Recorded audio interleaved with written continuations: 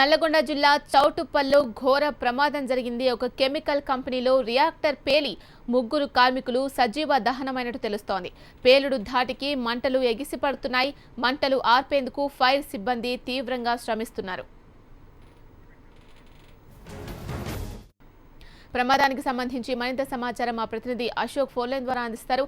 అశోక్, చెప్పండి, ప్రమాదం ఎలా జరిగింది? మొత్తం ఆ సమయంలో ఎంతమంది ఉన్నారు?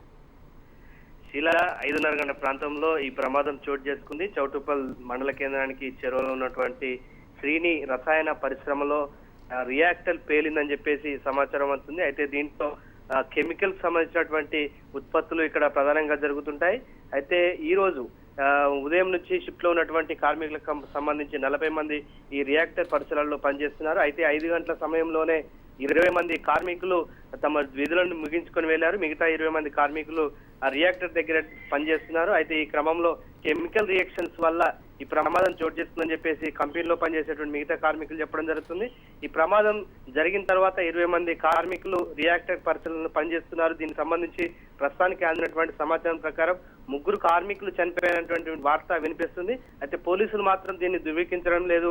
పెద్ద ఎత్తున కూడా కంపెనీ మొత్తం కూడా పొగలు దట్టంగా కమ్ముకున్నాయి. ఫైర్ ఇంజన్లు 3 ఫైర్ ఇంజన్లు వచ్చి మంటలాడుతున్నాయి. ఆ పొగకు సంబంధించినటువంటి ఉన్నటువంటి నేపథ్యంలో దగ్గరికి వెళ్ళేటువంటి పరిస్థితి కనిపించడం లేదు. మొత్తంగా చూసినట్లయితే ముగ్గురు చనిపోయినట్లు, మిగతా 17 మంది కార్మికులకు గాయాలైనటువంటి సమాచారం ఉంటుంది.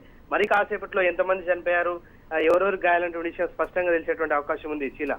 Right, thank you Ashok.